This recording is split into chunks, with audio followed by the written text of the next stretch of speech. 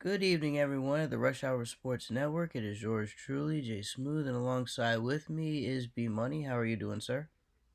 What's up, fam? Good to have you back. Hey, we are fresh off of the Super Bowl. We are, let's see, about 3 days removed from it, and we've had time to pretty much take it all in. And for those that didn't see it, the Rams did win 23-20 over the Cincinnati Bengals in a close game. Really, the best way to describe this game is it was pretty much a football game until the end when the referees decided to make themselves known. But before then, it was your classic football game. Both offenses took a little while to get going, but the Rams pretty much jumped out to a lead. Cincinnati had to fight their way back for a little bit, and eventually the Rams sealed it in the very end, despite a lot of drama on their end, including losing Odell Beckham Jr., who, by the way, has a confirmed torn ACL and MCL. So there is a lot of questions surrounding when he will be back when it comes to next season. Well, Uh, he's a free agent, so he can go anywhere. well, yeah, not just that, but how is he? But even if he does go somewhere new, how is he going to be? Because he literally tore the same knee that he tore in New York. So, you Yeah, know, I mean, it's rough timing because since he's about to go off and become a free agent, it's gonna hurt his value probably. right? And honestly, the real question is, whether he'll still be able to play or not. Because, well, whether he does play, whether he'll be the same. Because you keep tearing up your knees like that, and you're a receiver, it's gonna take its toll on you. So, wherever he goes next, it's gonna be interesting to monitor how he does. Because if you tear the same knee like that twice in your career, you're usually not the same when you come back. But we'll have to see how he does Yeah, though. As far as how both quarterbacks performed, Matthew Stafford was 26 of 40 for 283, three touchdowns, two picks. He was sacked twice though.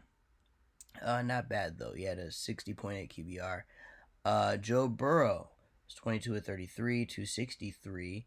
Only threw one touchdown pass, no turnovers on his end though, but he was sacked 7 times and had a QBR of and I 39. think like almost all of them were in the second half too. Right, like the offensive line was just getting at that point they were getting beaten down by by the front of the LA Rams, the defensive front. And funny enough, Joe Mixon had one pass for 6 yards. That was a touchdown off a trick play. That little trick play, yeah. So that technically does count for him. Cooper Cup tried something similar, but it was incomplete on his part. But all in all, a good passing game. As far as rushing goes, Cam Akers only had 13 carries for 21 yards. Did not do a damn thing for the Rams. Nobody else seemed to do anything either. Joe Mixon had 15 carries though for 72 yards. No touchdowns either, but he did have 72 yards, close to 100. But he carried the ball 15 times, where Akers had it 13. Um, not a whole lot of rushing. Only 79 yards total for the Bengals, and for the Rams 43. This was definitely a passing type of game. Cooper Cup led all basically Tyler Higgins technically led all receivers in terms of yards with 100 and two touchdowns. Cooper Cup had 92 yards and two touchdowns. Odell Beckham Jr. had 52 and a touchdown before tearing his knee. Jamar Chase did not sniff the end zone at all. Higgins got in the end zone twice. Jamar Chase didn't get in there, but he got 89 yards. Catching Tyler Boyd, 45 yards. You could just go down the board. It pretty much was just. I would say it was pretty much the Cooper Cup show in a way. Cooper Cup and Higgins. Higgins had a really big day, even though Cooper Cup had more catches. Higgins had the same amount of touchdowns as Cooper Cup. So it was essentially their show in a way. In terms of defense, of course, Aaron Donald was the one who stood out here. Basically, he wrapped up with two sacks. I believe the only other person who had two sacks was Von Miller, and that was it. Yeah, only him and Von Miller had two sacks. Everything else, as far as tackles, I believe Williams led everybody with eight. Wilson on the Cincinnati defense led everybody with nine tackles. As far as picks, let's see. Oh yeah, Stafford did throw two of them to Bates and Azui. But yeah, nothing else spectacular though. But other than that, it was pretty much just this sort of aerial offensive game you expected. It really didn't pick up until the second half. The most scoring was done in the third quarter by the Bengals. And then, of course, the Rams had the touchdown to seal the deal at the end. But overall, this was pretty much a classic football game. But when the referees were involved at the end, it felt like it was a little tainted. But nonetheless, the Rams escaped with the win and the Super Bowl trophy and the Vince Lombardi Trophy. Which, by the way, they had their victory parade today in L.A. And of course, nobody was there because there's a million other better things you can do in L.A. than go to a Super Bowl parade. But nonetheless, That's uh, the truth. right. But nonetheless, they got the trophy and. Sean McVay confirmed he wants to run it back. Aaron Donald wants to run it back as well. Zach Taylor got himself a little extension off of this playoff run. And even though Joe Burrow was very mad, Joe Burrow certainly wants to come back for revenge next season, and he's certainly hell bent on it. But overall, this was a good Super Bowl. Of course, the halftime show was one of the best we've seen in a while. We've seen some boring ones, but this was an interesting one. But all in all, this was a good Super Bowl. I saw the ratings too. The ratings are actually I think it was like 10 million more people watched it this year than last year. So the ratings certainly went up, and it was the most viewed Super Bowl in like a very long time. But anyways, what did you think of the big game, Be Money? Because I know you have some interesting thoughts on the whole thing.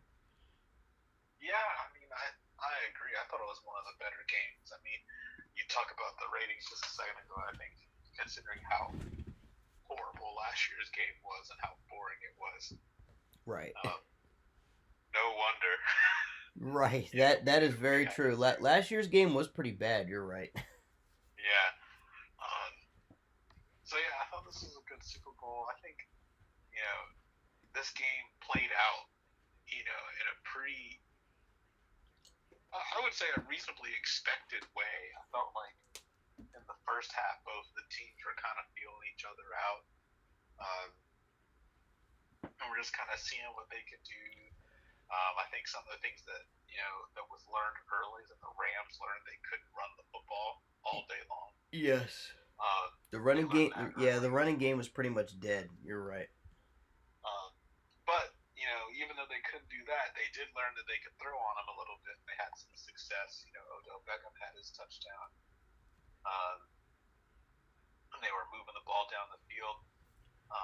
And then on the other side, the Bengals were showing some promise too. They were showing that they could move and they could make some things happen. They were also kind of burning Jalen Ramsey a little bit early. I know, obviously, the more controversial one that I'll talk about in a second was the T. Higgins one in the second half. But in the first half, Jamar Chase got by him Right. and made a big play.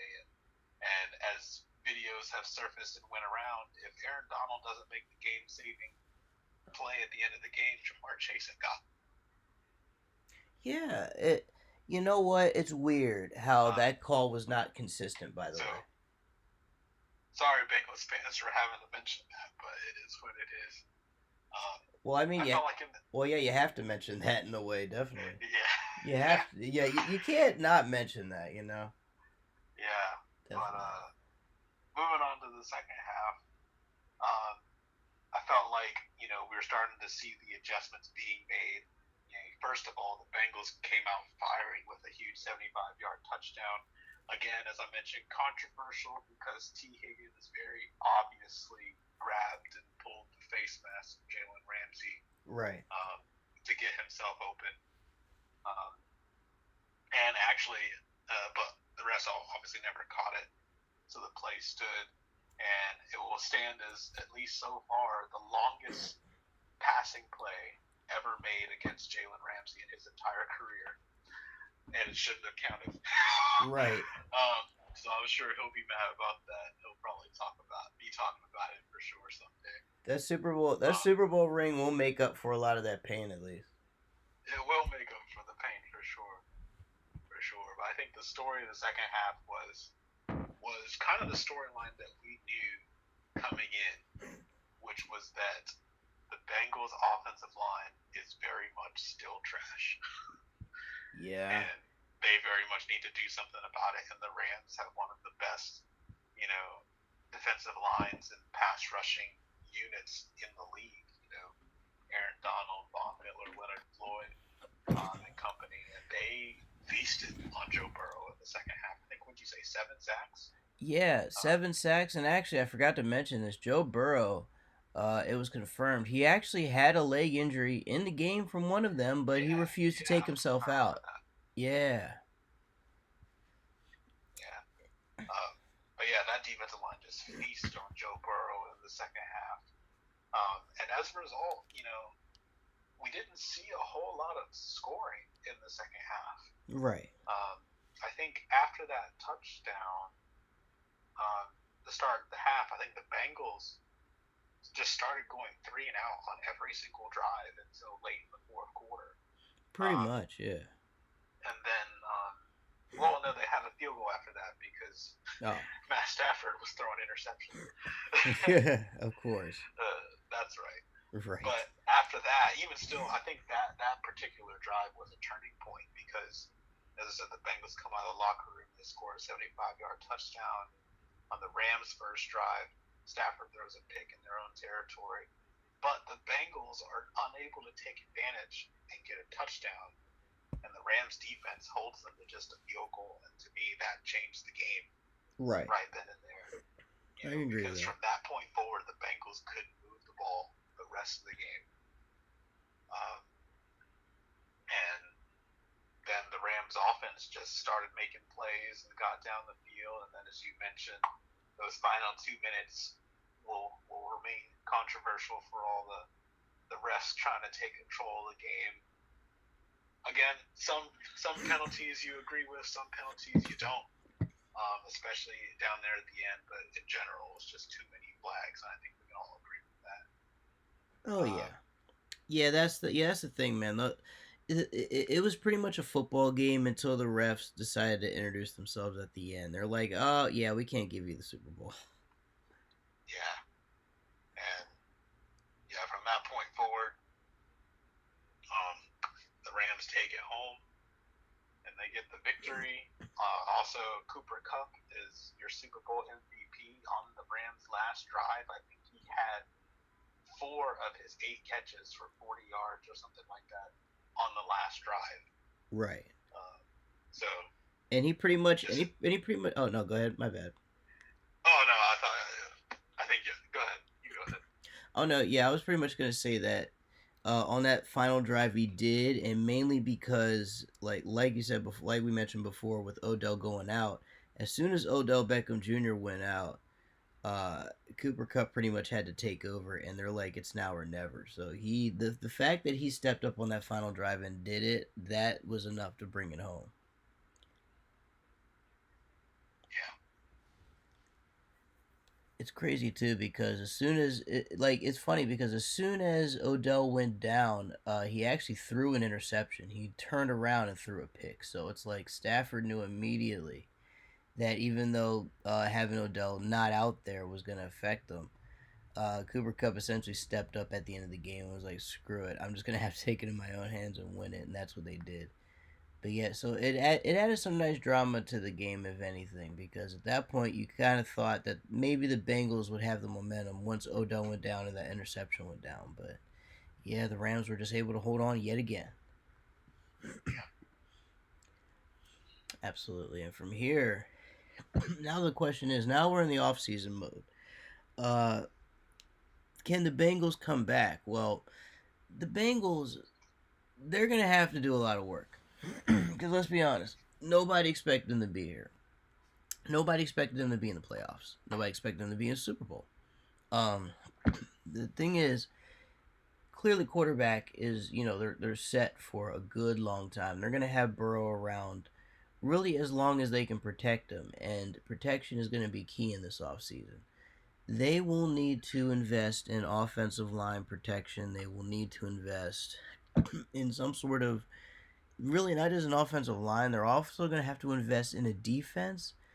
That's going to help them out a lot. And even though the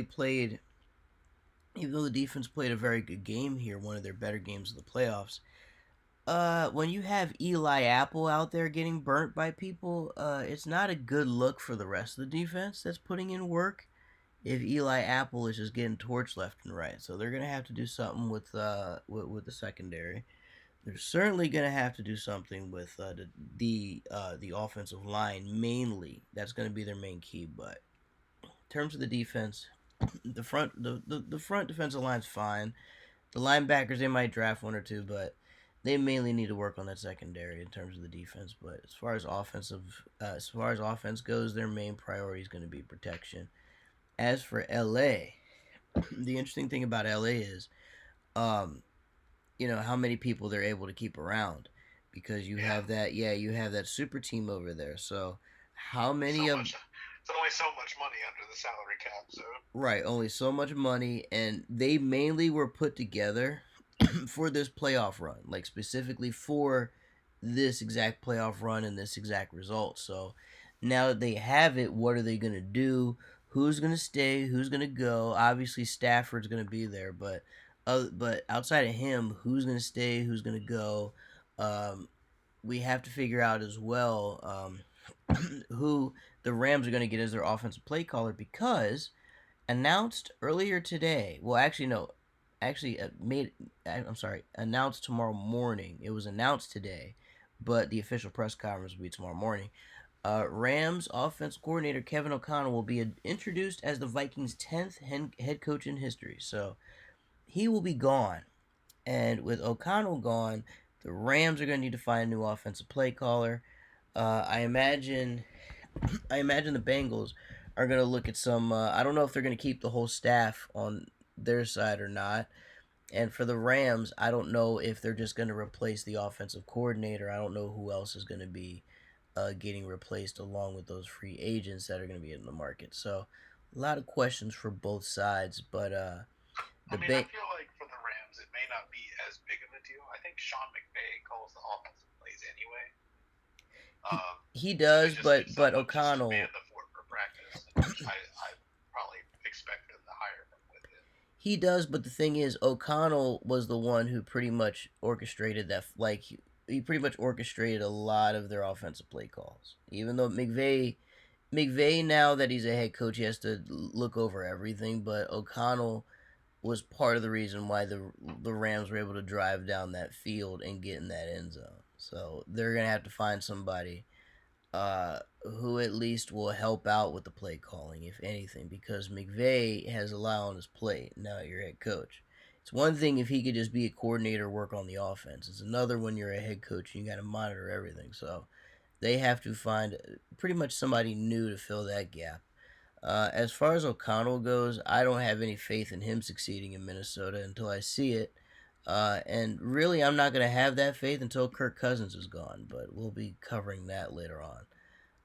But yeah, just really though, as far as the squad itself, Rams are pretty much going to be able to retain everyone. We'll be able to talk about it more though, because obviously with the draft and everything coming up, a lot of what they want is going to come out. And obviously for the Bengals, we already know what they need, which is pretty much a line on both sides. But what do you see for the future of both these teams?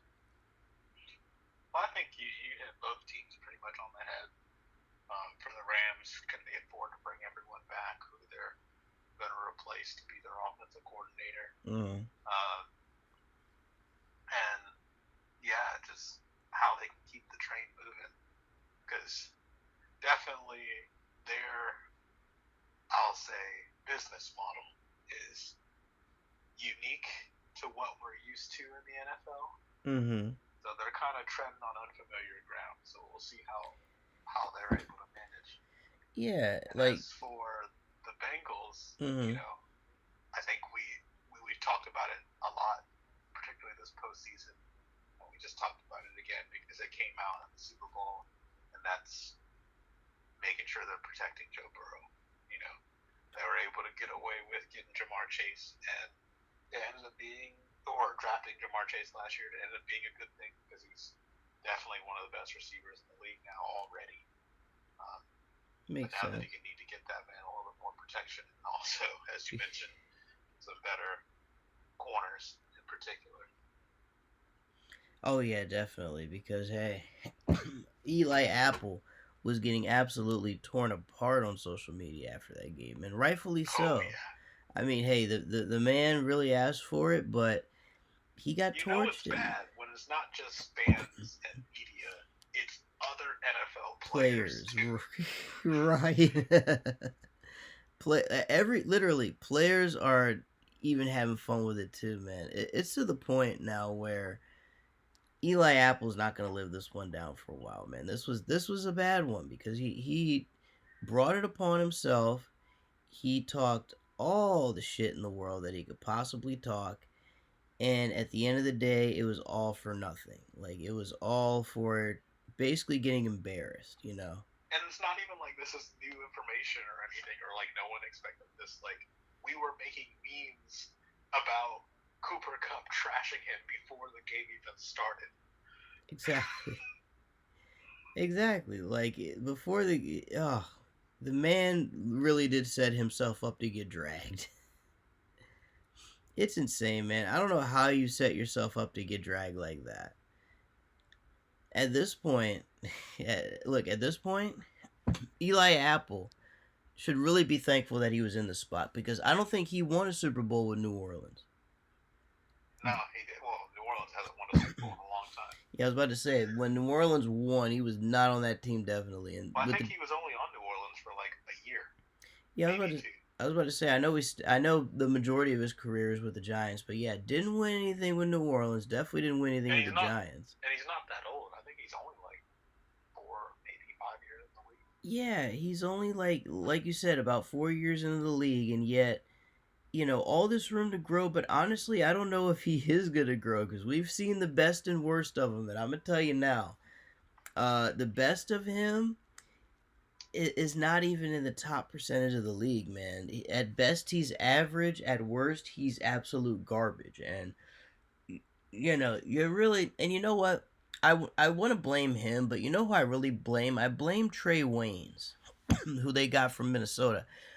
He was supposed to be Trey Waynes was supposed to be one of their better corners on the team, and granted he's not one of the best in the league, but he's certainly more serviceable than Eli Apple was. And then as soon as Trey Waynes, as soon as they realized how much of a bum he was, and quite frankly, he didn't get any better than he was in Minnesota, they threw Eli Apple out there, and we saw what we saw. So the Bengals are once again going to have to go back to the drawing board at DB. Their whole secondary isn't trash, but boy, when you have Eli Apple starting at corner, you know you got some issues at corner. So they're probably going to be. I would not look for DB like in the first round for them. First round for them has to be offensive lineman. Whether they have to trade up, whether one falls in their lap. I assume they're going to be picking what? Usually the Super Bowl runner-up, they pick what, 31st in the draft? Barring no trades? I believe that's... I said usually the Super Bowl runner-up, they draft number 31, barring no trades, right? Okay, so, yeah, at 31, their best bet is to get an offensive lineman, whether it's trade up, whether one falls in their lap, which I imagine will happen. I don't see too many linemen going in the first in the first round, but I will do my draft evaluations now that the season's done. I'll have more info on that later, but from what I can tell, it looks like enough offensive linemen will be on the board for them to draft. You know, at least they could draft one in the first round. Maybe early second you pick one up, then you can start to look at corner like late second, early third, and just stack up on both sides. I would say more so on the offensive line part, like get some tackles and get some actual linemen instead of just scrubs off the bench. So if anything, they can rebuild their line, and as long as you get a serviceable rookie corner that's a dog, or at least tries to scrap and fight for the ball, unlike Eli Apple, he doesn't have to be the best corner in the world, but as long as you get, you know, a serviceable gem at, like, you know, number 2 in the second round, like not number 2 overall, but like somewhere in the second round or third round, then the Bengals will be on the right track to basically where they need to be. They made it to the Super Bowl this year. A lot of that was a momentum. A lot of that was luck. A lot of that was the parity of the league. A lot of that was just Joe Burrow being a bad motherfucker. But all in all, what we learned is the Bengals are clearly a team of the future if they can continue to build in the right direction. They're going to be one of the absolutely. They're going to be one of those teams to look out for, and a team to prepare for, and a team that is going to be on everybody's radar as oh shit, we got to play them. Absolutely. And by the way, I know other teams around the league are chomping at the bit to test themselves now. I mean, the Ravens lost to them twice this year. You know that's something I never thought I would see ever. You know, and that alone let me know that like when you start taking out division rivals like that, like when you're skull dragging them like that, then it says a lot. And quite frankly, the Bengals, Well, if the they Ravens only won one division game this year, didn't they? yeah, they only won one division game, but here's the thing: it was not against the Bengals. It was not against Cincinnati. Cincinnati let it be known they were not the team to be fucked with this season. That was the other Ohio team, if you know what I mean. Um, Yeah. but yeah, Bengals are in the right track. They certainly can build upon this. As for the Rams, they can do the same thing. Just all depends on who they can keep. But that is pretty much the official Super Bowl wrap up. Is there any news that we need to get Yeah. to before we get Yeah. out of here? I got some news before we go. You can Okay, just give your quick fire reactions to them. sounds good. Um, I'll start with coordinator hires. You already Mm-hmm. talked about Kevin O'Connell being hired by the Vikings. Yes, sir. Coordinator hires. Jacksonville Jaguars have hired both of their other coordinators. Their offensive coordinator, speaking of the Bengals, will be Press Taylor, who is Zach's brother. Press Taylor was an offensive assistant for the Indianapolis Colts last year. Ah, so they're gonna. You know what? First it was the Belichick tree, and now it's the McVay tree. Well, they had the Shanahan tree for a bit, Yeah. but now it's the McVay tree. Well, Oh, the McVay tree, McVay is a Shanahan disciple, if you will. he So it's the same is. thing. That's true, but like now it's like another vine. It's like Belichick, like when he came from the Parcells tree. It's that kind of thing. Yeah, that kind of thing too. It's like another branch being grown. Now McVay's gonna be the one who has coordinators and coaches, under his watch leaving. I mean, they're already. I'm telling you now, the Vikings are going to pimp out Kevin O'Connell as a McVay, as a member of the Oh, for McVay sure. branch. Oh, they're gonna pimp that one hard. The fact that they have now Press McVay calling plays now, oh, yeah, you're right though, man. You're absolutely right. Now that McVay has that Super Bowl ring, yeah, he's gonna be the next, coaching tree guy now. But yeah, Press Taylor, the offensive coordinator for the Jaguars. That'll Uh, that'll be interesting. Now he's going to be working with Doug Peterson. So I want to listen. I want to see what they do yeah, with Trevor Lawrence is going to be an interesting project for Press. If he can undo the damage that Urban Meyer did, whether it was psychological or whether using his leg to kick him like he did that injured kicker he had, if he can reverse all that damage done to Trevor Lawrence in his rookie year, I think they'll be on to something. yeah. Well, and also, so there is a connection to Peterson. Before he was working with the Colts, Taylor was, I think, the quarterbacks coach for the Eagles under Peterson a couple years before then. Interesting. Uh, so there's a connection there. And by the way, Uh, things are getting interesting in Jacksonville. I wonder how the Khan family feels, by the way, how that one of the pillars that helped build his little side project wrestling company now just left.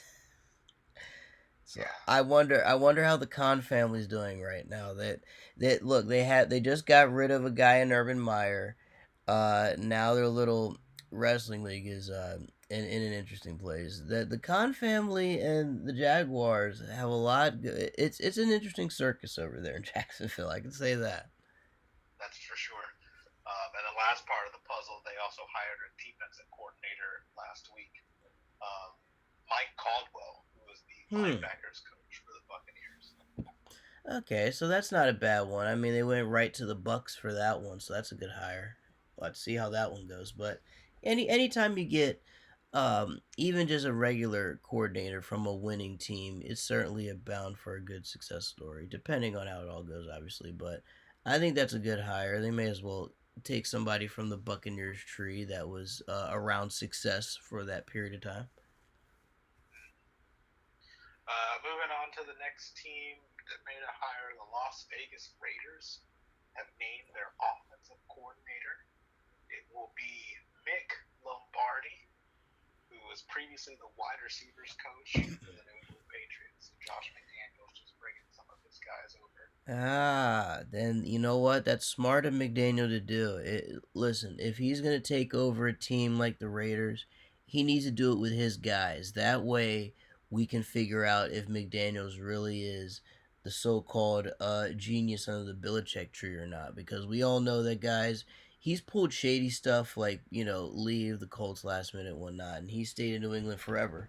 But now he's taken over an exciting team in the Raiders.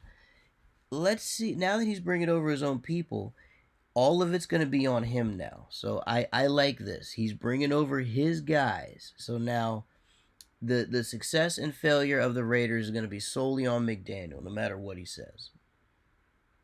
Yeah, it's one. Yeah, it's one thing if if the GM had picked coordinators for him. The fact that he's going out and getting his guys, it now puts all of the weight on McDaniel's shoulders. I like that move personally.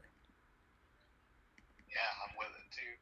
No doubt. Moving on to the next team, the Miami Dolphins, who hired Mike McDaniel as their head coach, who seems to be an interesting person in itself. He's hired his offensive coordinator already. It'll be Frank Smith, who was the run game coordinator for the Chargers. Oh boy, and the Chargers' run game was, I mean, it was good. They didn't run the ball very much. Yeah, I was gonna say, like, yeah, the run game is not spectacular. So I don't know if that hire is necessarily a good one. I just think it's one of those we need to fill that vacancy. This guy's got some experience. Screw it. Let's throw it against the wall, see if it works. Yeah, I mean everything going on in Miami is just interesting right now.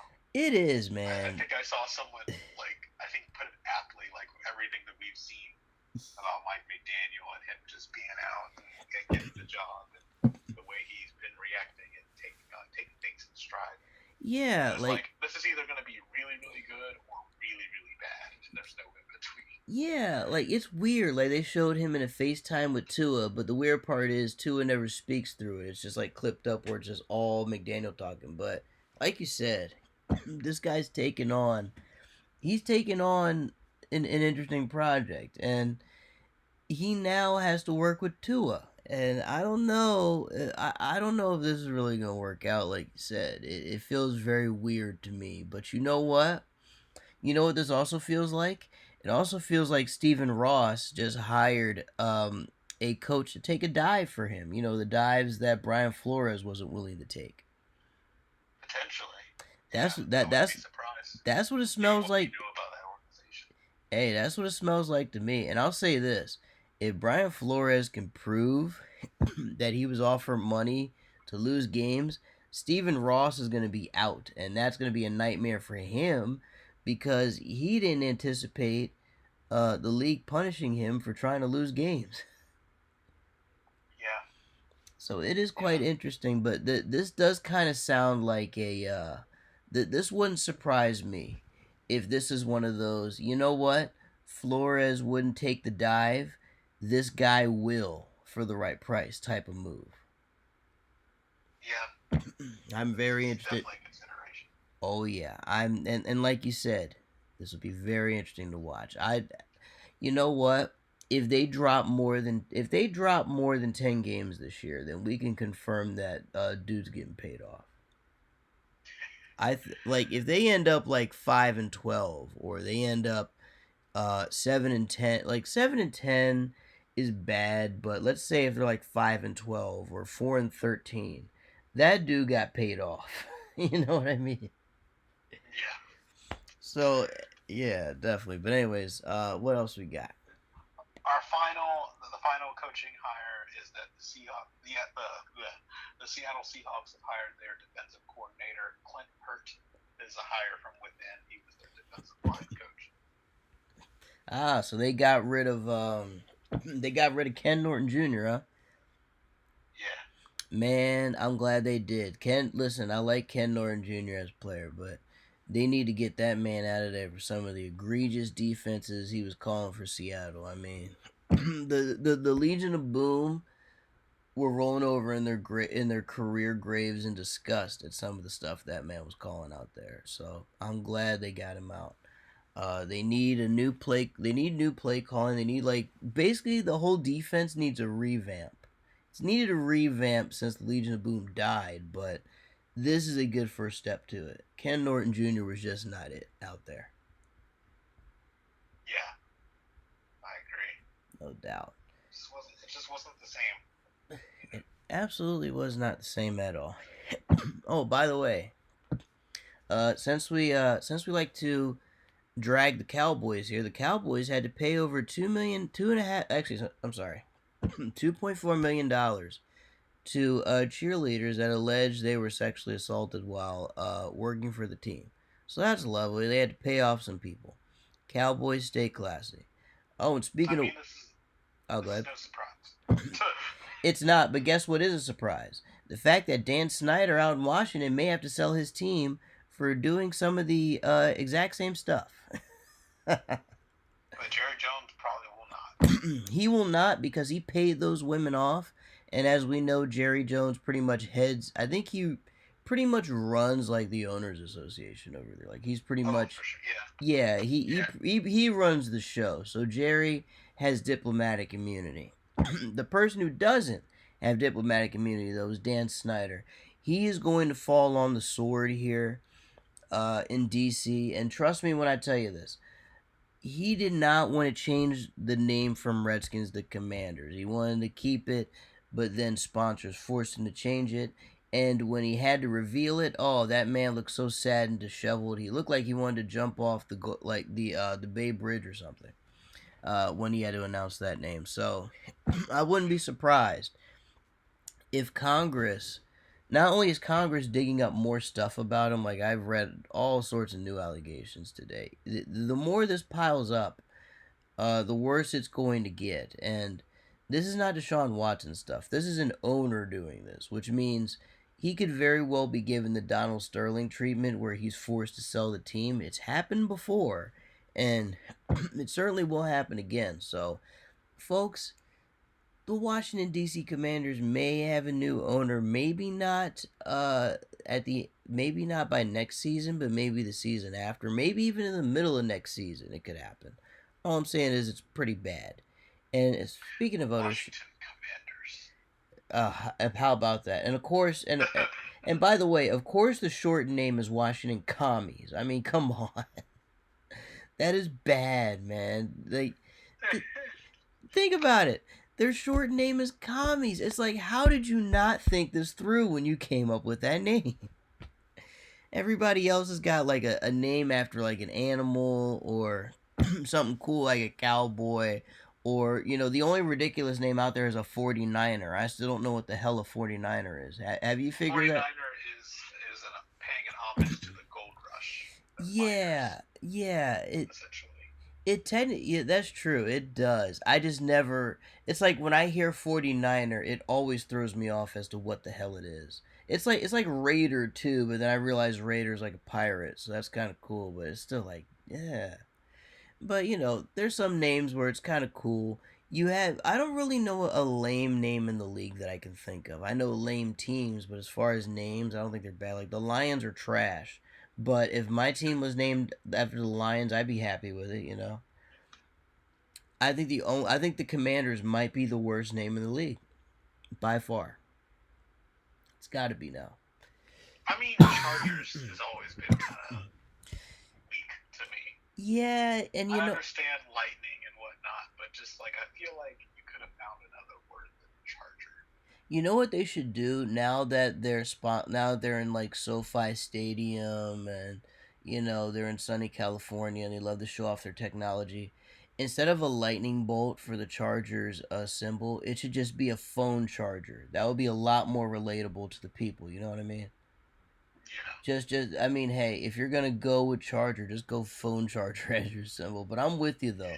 A lightning bolt seems like it's very retro. It's like, And then I think another one that's weird, the Buffalo Bills. Yeah, I don't. I've never seen any buffaloes in upstate New York. I've never seen one. I've seen people that look like buffaloes that throw Well, but themselves through Buffalo's tables. the city. The team name is the Bills.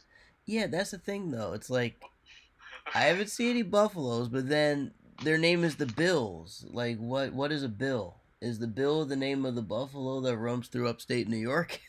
I'm not sure what it And the is. thing that's like, it's not, and it's like, and maybe it's because because their emblem and symbol is like a bison Right. and whatnot, and it's like you could have just done that, but maybe legally they can't because the Buffalo Bison, I believe, number one, or I believe there's a minor league team called the Buffalo Bison. Yes, Uh, that's correct. so they couldn't take that, and I'm just like, bro, come on, y'all could do something. Well, there's always the mystery of Green Bay Packer. What are you packing up in Green Bay? Cheese? Obviously. Yeah, it's like what are you packing up? And by the way, the nicknames that people give the Packers are just they're ruthless and amazing at the same time. But that's just about the only thing the name Packers good for. It's like you're packing up cheese, but is that a homage to how people like how fat the people are in Wisconsin? Is that what that's supposed to mean? Oh, and of course we got to say another one, the Cleveland Browns. Oh my goodness, so you know what? I think Cleveland Steamer might have been Whose colors taken. are orange. Oh my god, yeah, it's Well, I think brown's in there too. Brown is really their color too, but yeah, yeah. it's like but you're right though. Why do you have orange for a team that's called Browns? Like they have like that, you know what I mean? And plus their helmet is pure orange and they call themselves the Browns. It is the strangest thing ever. Why not have a Now, brown of course, we helmet? know why they're called the Browns because they were owned by Paul Brown. Right, Uh, but yeah, but it's such a cheesy name though, and the color scheme's yeah, off too. So I'm with you on that one. I am with you on that one, bro. But hey, folks, you know we have hit off season time when we're talking about how wild names are. but oh get my goodness. but look get Anyway, right. back on topic. But no, for real though, folks. Before we get out, Oh, go ahead. the last thing I was just gonna read off for your quick knee jerk like one sentence reactions is that I'm gonna name off. We did our award show last week. Right. I'm gonna name off the actual NFL awards. Only the ones that matter. I don't give a fuck about the FedEx whatever or fantasy player. And I understand the Wolf paid man of the year is important, but I don't care. I'm not gonna read it off. Yeah, those aren't important. Anyway, so the assistant coach of the year was Dan Quinn, defensive coordinator of the Cowboys. They give him assistant of the year. You know what? I hope he gave Micah Parsons and Trayvon Diggs some side under the table money for that because those two won him that award. For sure. Coach of the year is, you're gonna like this one, Mike Vrabel, Tennessee Titans. What? What? Mike Vrabel? Defense, we know the Titans. They lost Derrick Henry midway through the year. Yeah. Somehow ended up as the number 1 seed. But how the hell? But, yeah. Like Vrabel? Like you just had Zach Taylor with Joe Burrow, a trash offensive line, and Eli fucking Apple just dragging them all on his shoulders to the Super Bowl. And you don't even give it to Zach Taylor?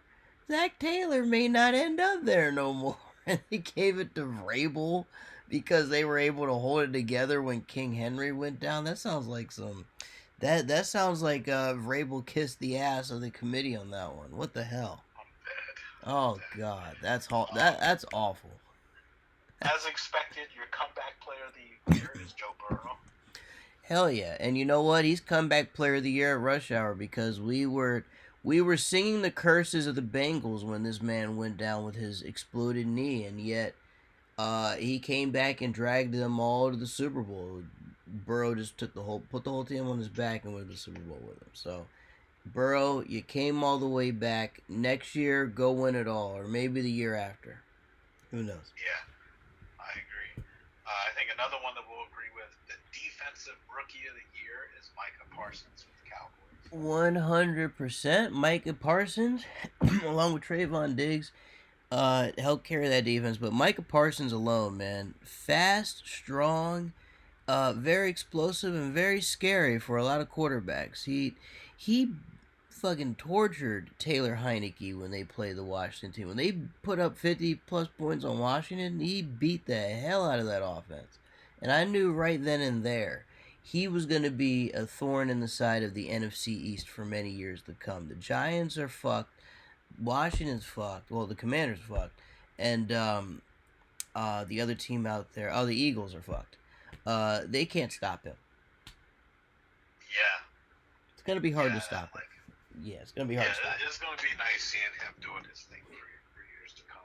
Hopefully, maybe the Cowboys can, get rid of Mike McCarthy and make something happen. Absolutely. Or maybe they don't. Yeah. I don't think we're going to be mad either way. Oh, no doubt. No doubt.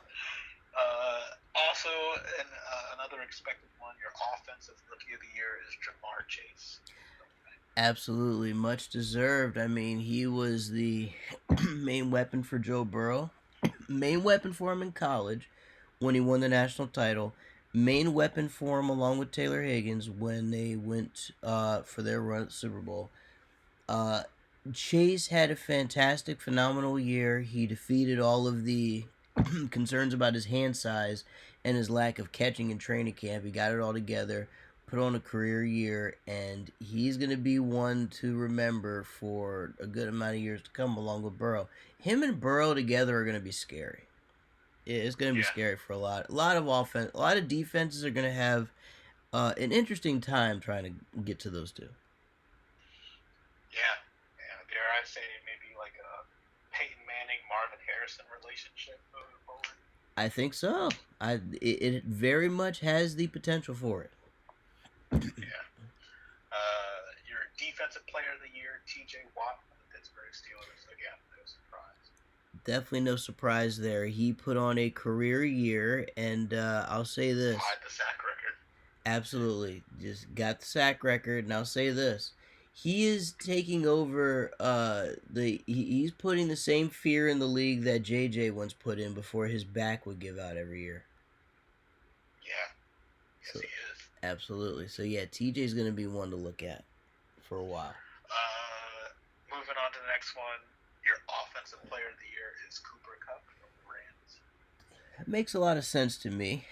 The man had a career year, a phenomenal year, and probably one of the better years in history for a wide receiver. So one of the best wide receiving seasons of all time. Absolutely, and he capped it off with not just a Super Bowl win and a touchdown that won the game, but he was MVP alongside that. So Cooper Kupp certainly deserves that award. I agree. And then finally, your 2022 MVP, or I guess the 2021 season, 2022 MVP is Aaron Rodgers. Oh. The fourth time. You know what? He showed up in the regular season, whooped everybody's ass in the regular season. But then when it came time for the playoffs, that boy choked. He went into a turtle shell, he folded, and he didn't show any aggressiveness or urgency. He just said, fuck it, we ain't gonna win it. But with that being said, regular season, he lit everybody up. He literally went in Chicago, he skull dragged them, and he yelled at the fans that he owns them, He's always owned them and will forever own them. I've never seen anything like that. Literally, trust me, the city of Chicago will not be the same after that. You know what I mean? Like, when your hated rival goes into your city, puts a beating on the hometown team, and then yells in the fans' faces that he owns every single one of them, that city will, they will never recover from that. They will forever, They will forever hate Aaron Rodgers for that. That moment alone, like garners MVP right there. But that being said, personally, I was still surprised it wasn't Tom Brady. Yeah, I was too. I actually was too. But yeah, the a little weird to me. But yeah, I thought maybe Tom would get it. You know, he certainly put up a better season in my opinion. Yeah, I mean, so Aaron Rodgers, he did lead the league in passer rating, True. and had kind of the best touchdown interception ratio. And of course, as you mentioned, literally told the city of Chicago that he owned them. But Tom Brady, still on the other hand, you know, as I mentioned in our award show, was my pick. He led the league in passing yards, and I believe touchdowns as well. So, and obviously, as we know, he's also no longer going to play football, at least for the time being. Yes, sir. Hey, I'll tell you what, Tom Brady. It's funny. Tommy has said he's retired, but every day that man flip flops, and I wouldn't be shocked if Tom Brady was retired and home with his family. He ended up being bored after about a month or two, and he said, "You know what? Fuck it, I can't do this. I have to be back in some capacity." So Pulls a Brett Favre. I know, right? You know what? He's the modern day Brett Favre, man. Today he's retired. Tomorrow he'll come out and say, "You know what? I'll come back if this happens." Like, oh, don't do this. But let's hope he stays retired. Let's hope this is it for Tommy Boy. Oh, by the way, speaking of quarterbacks, Deshaun Watson, our dear friend in, well, not our dear friend, but our resident quarterback in Houston. He has. He's no friend of mine, Hey, no friend of mine either, but he may be a friend of two franchises in the near future. One of two, at least. He has expressed desires to be traded to the Buccaneers and the Vikings, both teams that not just need a quarterback, but they certainly have what it takes to trade. Now, obviously, uh, Houston is going to ask for a lot, but both teams are in a position where they could give up a lot for him. Now, let's say for example that he's able to get past everything and pay everyone off, because let's face it, that's exactly what's going to happen. Um, I hope if he's cleared of everything, I will welcome him in Minnesota, and I will kick Kirk Cousins the fuck out of the state of Minnesota, and never allow him back. But if Deshaun Watson's not cleared of everything, then I don't want him anywhere near the team. And honestly, I look at him the same way I look at Antonio Brown. Antonio Brown's different, obviously, but I don't want Antonio Brown in Baltimore because that man can't be trusted. I don't want Deshaun Watson in Minnesota because he cannot be trusted. If he's cleared of everything, that's fine. But if not, I can't trust that. And by the way, we never even talked about this. Do you even want Antonio Brown in Baltimore? Absolutely not. And it's not even, and honestly, it's not, it doesn't really, at this point, for me, have anything to do with the shit that he's done or the things that he's been doing off the field. Right. For me, it's simply because of the fact that I like the guys that we have. I do too. The only problem is we're talking about a guy who, when he's on the field, is a valuable asset to the point where coaches are going to look at him and say, screw what we have. This guy's our number one, because the Ravens still need a true number one. Even though I feel like we have the pieces in place to where if we gave the receivers more of a chance, a lot of them could work their way to being a number one. But I mean, the thing is, though, is that the Ravens are also still going to run the football heavy. So, well, that's another thing. They're gonna run it heavy, but here's the problem. I don't know why Antonio Brown would want to be here when he's going to be a run blocker. He must think that because his cousin's here and because Lamar's here, that the three of them are going to make this some sort of a passing team and that running game will be a thing of the past. That would be a mistake if if he thinks that, or if he has that in his head. Because if he has it in his head and he ends up in Baltimore, the locker room will be destroyed by week 5. I don't know how he does it, but he'll do it. He'll find a way. All I'm hoping for, though, what I'm hoping for, though, is that he doesn't get that consideration. Because if he comes here, it's going to be a mess. But Deshaun Watson, kind of the same thing. Kyler Murray is kind of sounds like he's forcing his way out of Arizona too. That's going to be one to look out for, though. I think he's going to stay. My only thing with Kyler Murray is, though, when everyone is pretty much saying that he's pointing the finger at everyone but himself, that's not good, and that's a good way to lose your locker room. So he could potentially be on the move as well. There's going to be a lot to look out for, especially with the rumors of Aaron Rodgers potentially staying in Green Bay. So the quarterback carousel is already beginning with all the options that are out there. You will see important dates to look forward to. The NFL Scouting Combine starts on March 1st. Yes. That'll be other days. The deadline for the franchise tag and transition tag is March 8th. Mm-hmm. The new league year officially begins on March 16th, which is when free agency technically begins. Right. The tampering period, of course, begins 2 days before on the 14th. Right. And then the league meetings, the owners' meetings, March 27th, where we might get some new rules next year. Maybe things about officiating might be addressed. Who knows?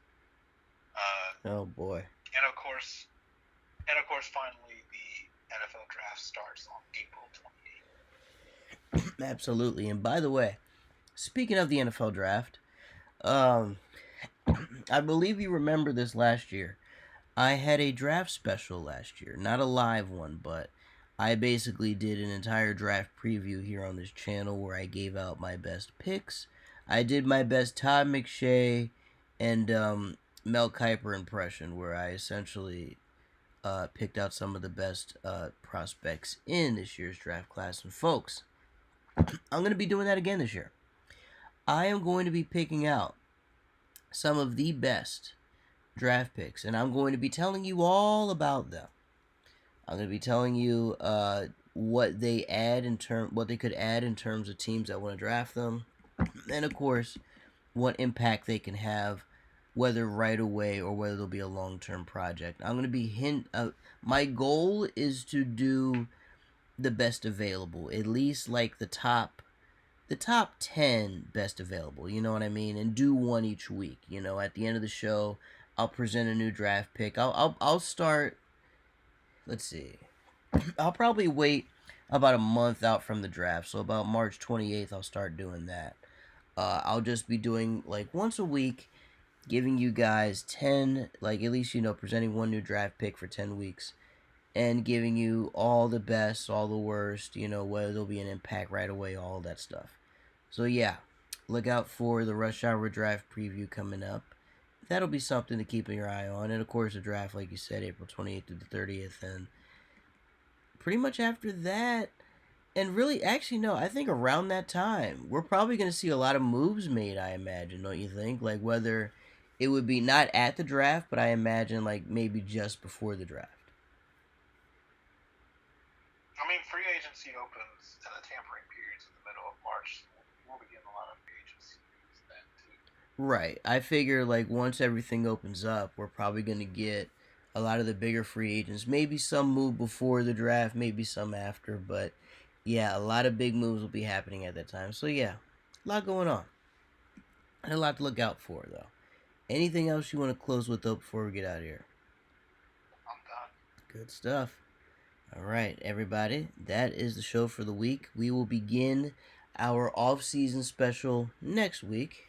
We'll just start taking a look all around the league and whatnot, just going through regular stuff. Not too much to talk about, though, as the Super Bowl week's pretty much done for and the off-season's transitioning. So whatever news that will come out, we'll let you guys know of. But until then, It is yours truly, Jay Smooth, B Money joining me, and next week we will get at you with more stuff going on in the NFL. And until then, folks, we are officially out.